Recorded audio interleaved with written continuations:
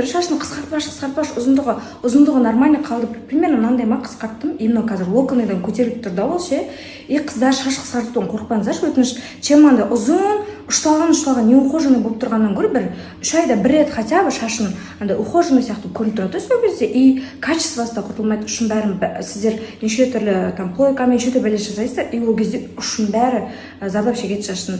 И мен осылай қысқарттым, кішкене покраска жасадық, и осындай укладка Айданадан. Енді как всегда топ, өзіме ұнады қатты. Енді біз шаш бәрін істеп, менің құрбыммен тамақ ішуге келдік. Айдана қасында. И осылай тамақ ішіп жатырмыз. Енді мен бешбармақ жемегеніме біраз болған болатын. И бұл кісі айтады, мама, сен бешбармақ заказ берсең жақсы көретінен ғой, восточный кухня деп мені ресторанға алып келді. Бір жақсы бір семейный ресторан екен, әдемі екен ше. Сол, короче, мен айтамын да, бешбармақта көңілім алған, көп жерге онша емес есем, мына жерден бешбармақ сөйтсем жақсы екен. Біледі екенсіз, сіз қай жерде қайсы жақсы екенін. Ас болсын жаным. Жесең еуіз? Біз сол тамақ ішіп отырып қазір қайтамыз. Айдана өзіне айтады, ал мен енді кішкене походу жүрейін деп тұрмын мен. Мама, қарашы. Қарашы, қаншама адамдар подписка жасап жатыр, сененші. Енді жасайды ғой адамдар. Енді сені көріп жатыр, не қылып жатыр. Бірақ енді бұл саған мен вообще реклама ештеңе емес. Мен саған от души енді баяғыдан бірге жұмыс істегенбіз, қандай мастер екенді білем. Көбісі білмей жүр, кстати, мен барбер болып жұмыс істегенмін. Мужской мастер, бұл кісі женский мастер. Еще визажист, макияж жасайды, прическа жасайды, бәрін жасайды ғой, короче. Сол. Просто сен жұмысың ондай болмаса, мен сама айтемін деген сияқты ғой. Білемін ғой содан кейін. Сол вообще. Мына жақтан тамақ ішіп шыққам ғой. Сонымен мына апамды көріп қалдым. Рахмет апа.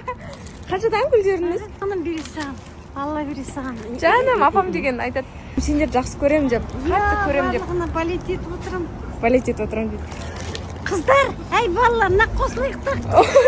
Апа оны айтпай қойын енді. Жаным бере саған.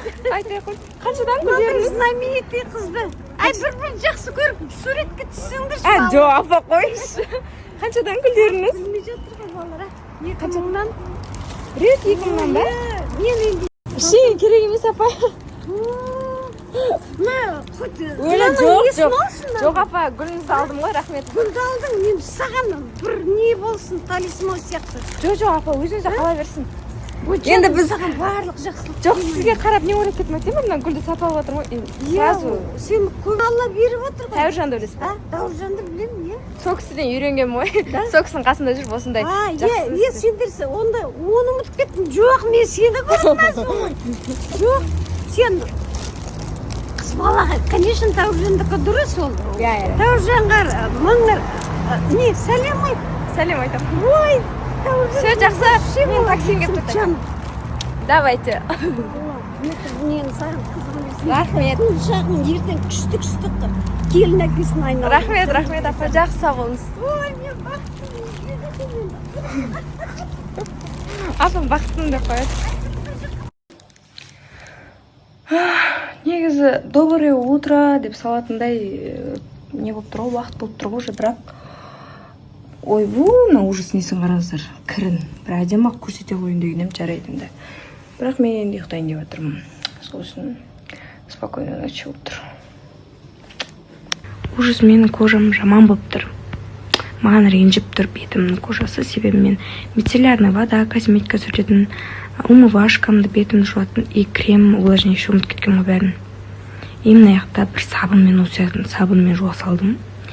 Енді кожам жаман болып тұрғаны бар.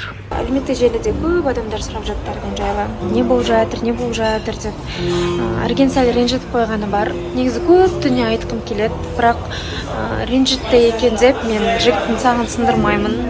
Барлық оқырмандарым біледі, жалпы ер адамдарды жамандап мен әлеуметтік желіге салған емеспін. Мен ойладым негізінде осымен тынышымен қоя саламыз деп. Бірақ енді бүгін кешірім сұрап келіп тұрғаннан кейін салу керек болды. Барлығы білсін деген сияқты. Бізде енді тек қана таныстық болды ғой, бізде жұптық та болған жоқ. Сол себепті де тек таныстық болды, таныстық барысында бір-бірімізді білдік, таныдық. Аргенде жақсы жігіт өте. Болмағаннан кейін хайырлысы дедік, әр адам просто танысып көреді ғой. Солай қабылдадық енді. Қыздың назы бар дейді ғой, мен бір ренжеймін, екі ренжеймін, потом уже жаймендеп қоя берем.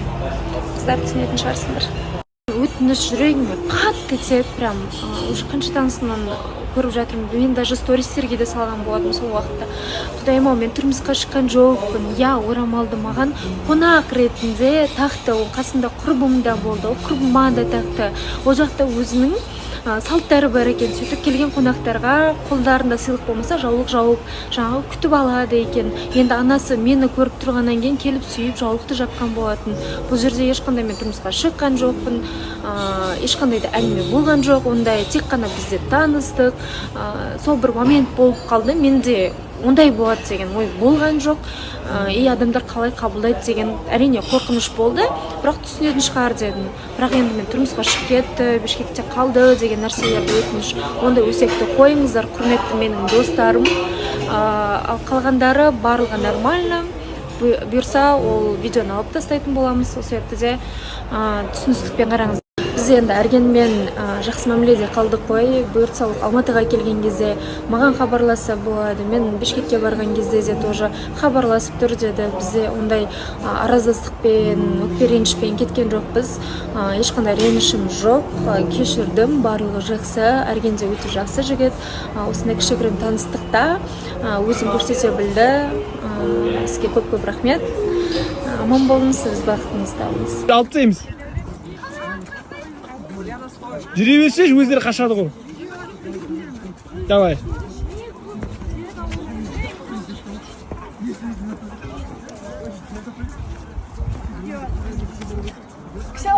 Тойға келгенбіз. Сөйтіп мына жерден қайтып бара жатырмық. Неге десеңіздер, жолда Ұрсық қалдық. сол жерде 1 сағат керісіп тұрдық. Сендікі дұрыс болмай шықты. Төбесіне бармай жоқ, сен маған әдемі фото-видео түсіргенің үшін ғана кешірім сұрадым. А так менікі дұрыс. Как всегда, қыздікі дұрыс. Короче, бір нәрсесін жоғалтып алғанда, и сол нәрсені менен көріп маған ұрсады. Жоқ, мен Мен сенен көрген прикол жоқпын. дұрыстап қояйын деді да, штативті сонымен мен прикол ұстап өзім қоямын дедім. Не дейсің? Не ол дейсің деп маған. Я өз сөйлейсің. Күйеу балдарыңыз абьюзер. Көрдіңіздер ма? Абьюзер тиран бұл негізі андай түріне алдамаңыздар, түрі оттай береді шапир үшін. Түрін біраз атты оттай. Бұл кісіде сағат Басыңа бір қояды. 9-да тренировка.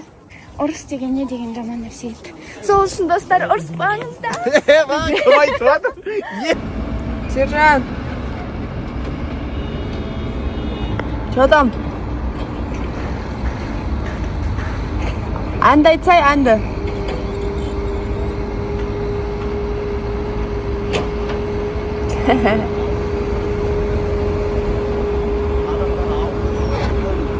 Ауру деп ойлап қаласың. Төрт ақ рет істедім, шаршағаныз. Может, мына жерден кетерсіз ар жаққа. Маған мешать етпей.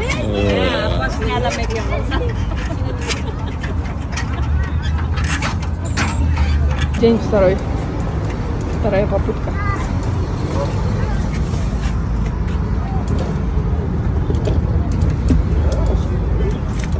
А новый ойыншықтар алып келді, сол новыйлармен ойнау керек. Бетінде тұратын еді.